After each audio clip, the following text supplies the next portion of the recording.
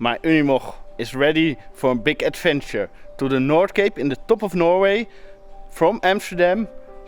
This is my 1965 Unimog 404 with a diesel engine, and my name is Victor Bart, and let's go on a big adventure, and I have 6 weeks of work.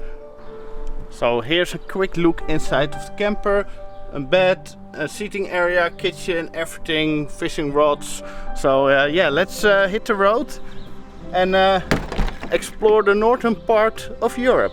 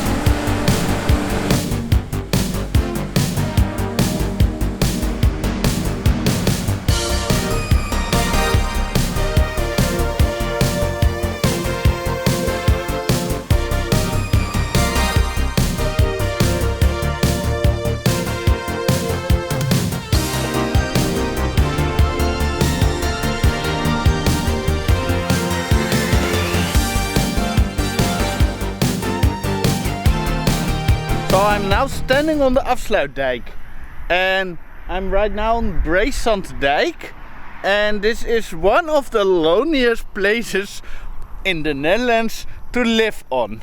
There's now camping here, but I think there are a few people that live here. Some people live on boats, but now it's just a lot of work people that took over this place. But it's very desolate place because it's in the middle of nowhere. I will show you on the map where it is. As you can see, we have water on this side. This is the IJsselmeerkant, and on the other side, but I can't go there because there's a big sea barrier. There's the Waddenzee. And back in the days, this was just one open sea, the Zuiderzee, the South Sea. Yeah, not sure how it's called in English. And they made this sea barrier 100 years ago, just to make this a lake and to win the land around here. It's driving great. And no oil under it, that's good.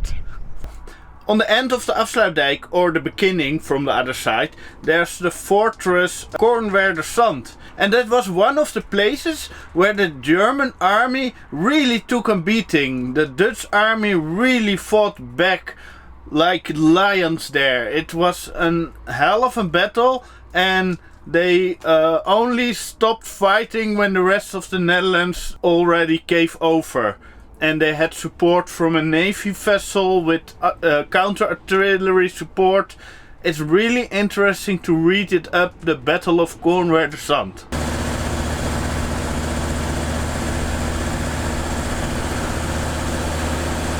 They also have a museum here, and I still need to visit it someday. And I think they have a howitzer here, yes, it's still here. A nice World War II howitzer in the garden. I also want to have a World War II howitzer, but not for in the garden, but to throw behind the Unimog. That would be awesome!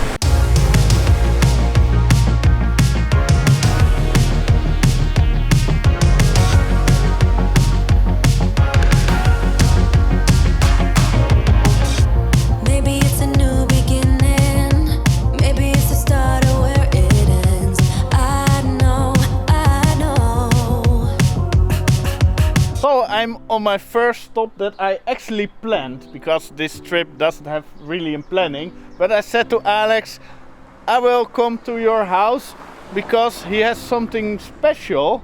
But first of all, he's the first one that took like a decent picture of my Unimog. Yeah, at so the yeah, at the Megdag 2006, I guess. Yes, it's a little bit changed over what it was. Also another license plate, because I swapped the chassis, but almost everything is from the original truck.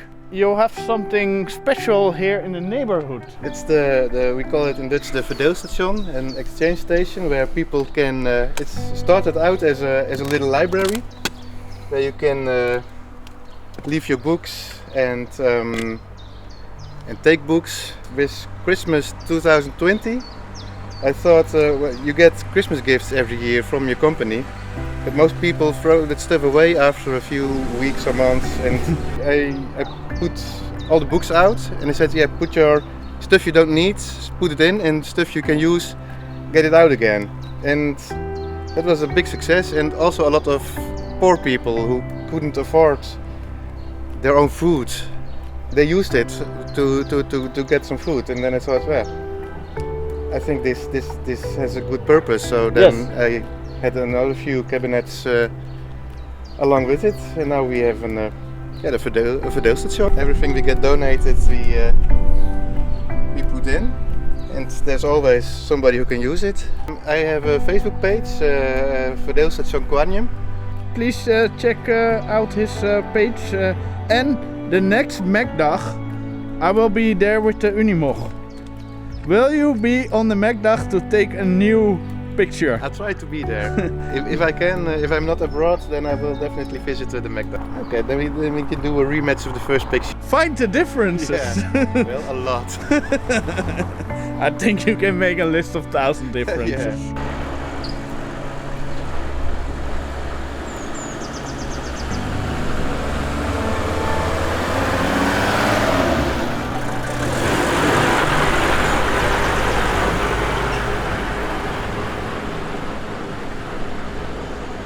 So that was Alex. It was always nice to meet up with him. And now I'm gonna go to Sjoerd, and that's a real Dutch overlander, and he has a Land Rover. So right now he's rebuilding his Land Rover. That's what Land Rover people do. So yeah, probably if I snap in my fingers. No, that doesn't work. Let's try it again. Yes, the teleporting worked. I snapped my fingers and now I'm arrived somewhere in Groningen. Maybe if I snap my fingers 5 times, I will be in the North Cape today. Okay, so I'm here with Erik-Sjoerd. Yes. And he's a real overlander.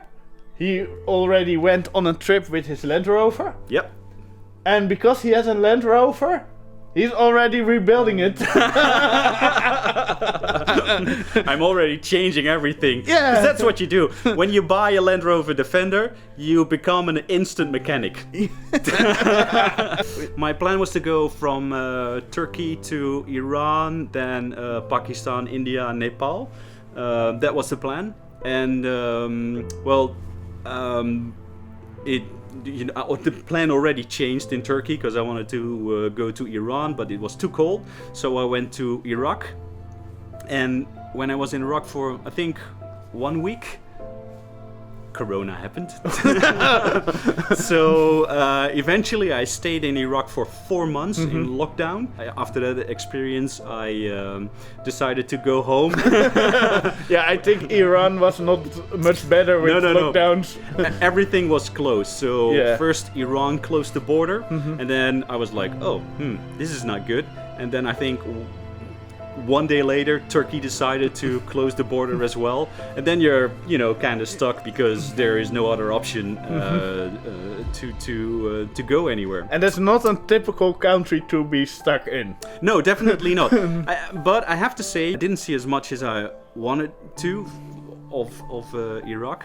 But my luck was I met a guy when I was wild camping, and he invited me into his house.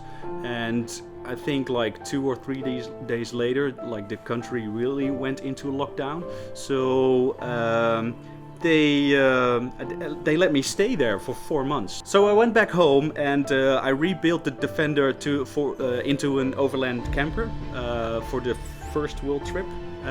So I got to experience my first build for 1 year, and there were some upsides, but there were also some downsides. When I made the decision to go on a world trip again, or maybe should I say like finish the first world trip, I also decided to change a lot about the interior. So that's what I'm doing right now. I'm an overlander and I'm a YouTuber, and I try. At least I try. He makes nice videos about it with some humor in it and nice information. So, Thank you. Can you give a tour about what your ideas of the new layout?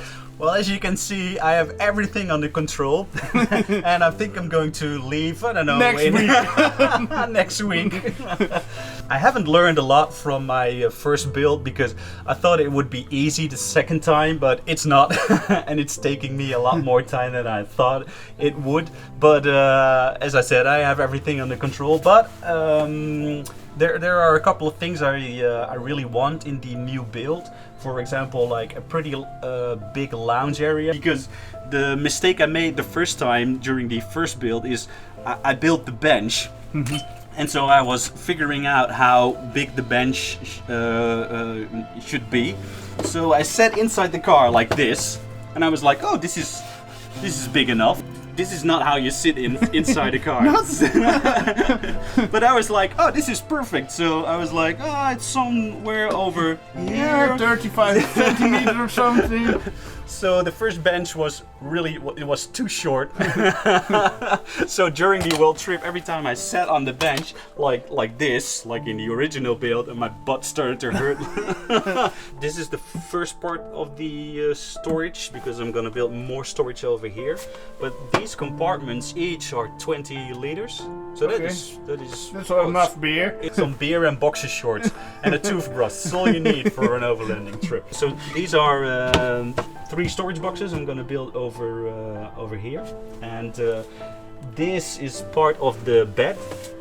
So I'm gonna extend this, and then this is about 1.90 meters, and it's about 80 centimeters wide. So that's, it's a comfy bed. So I'm gonna build like a kitchen. This will extend all the way to here, and it goes down like this.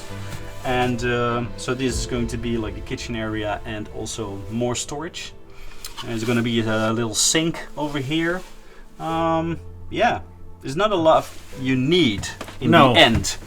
Most of the people want to go completely crazy with building an overlanding vehicle. But in the end, it's like, keep it stupid simple. Yes. Because, you don't want anything to break down. You want stuff you can easily repair, so go easy on the fancy stuff. Yes, at least that's my opinion. And same for me. Yeah, but I like running water because it's just handy. I want to water, have electricity, a good electricity system, good cooking system, beer and clean boxes. Yeah. Well, what kind of cooker do you use? For cooking, I use the Coleman stove, and it runs on petrol. I can also use diesel, but it's a really simple system. When do you want to go traveling with? I'm not going to say anything about no dates. About a date I'm planning to leave, but hopefully as soon as possible. But you will leave this year? Yeah. Okay, somewhere this year. Yeah. I'll leave in a couple of months. So hopefully in 2 or 3 months. That's and where can they find more information about you and your build? Have fun and go. I will put the links in the description. And also, don't forget to subscribe to his channel. Oh, thank you. Because he's a cool guy. Time to fill up the tank with diesel, and this is the lowest price I've seen today. So it helps to get off the highway, and this is a high-speed truck pump, and that works with my diesel tank in my Unimog. So let's fill up. So I am near the border of Germany. I will go into Germany today and probably drive the whole evening till I'm done with it. I have no set plan. I just want to go to Bremen and to the Hamburg area, but I'm gonna avoid Hamburg itself. I like truck pumps because you can fill up without holding the handle. So 95 liters for 185 euros, and I have a 120 liter tank capacity. Maybe it's a new beginning. Maybe it's the start of where it ends. I know. It comes down to all or nothing. This time it's for real, we can't pretend. You know. The close We are now in Germany. I don't wanna miss a shot. Famous autobahn without a speed limit. Look how fast I go. 82 kilometers per hour. In your eyes, I see a fire lighting up as we're getting away. There's no going back and I'm loving the chase. Where you go, I follow. When I'm giving up, never hitting the brakes. There's no going back and I'm loving the Autobahn is really, really boring. It's getting dark now. It's almost 9:30 p.m. and I'm gonna take a little break, make some food, and then after that I will continue driving because I'm almost by Bremen and I want to pass Hamburg tonight or in the night, I don't know. But Hamburg is like a bottleneck in the road network in Germany and it's not enjoyable if there are traffic jams. What's my plan for this trip? My plan is to have no plan. The main goal is of course the North Cape and I have a route in my mind. So I started in Amsterdam today, then drove over the Afsluitdijk, Friesland, Groningen, and then now Bremen, Hamburg. Then I gonna take probably tomorrow the ferry from Puttgarden to Rotby, that's in Denmark. Drive through Denmark, then take the bridge to Sweden. In Sweden visit a friend and probably go camping. I'm really excited to do that.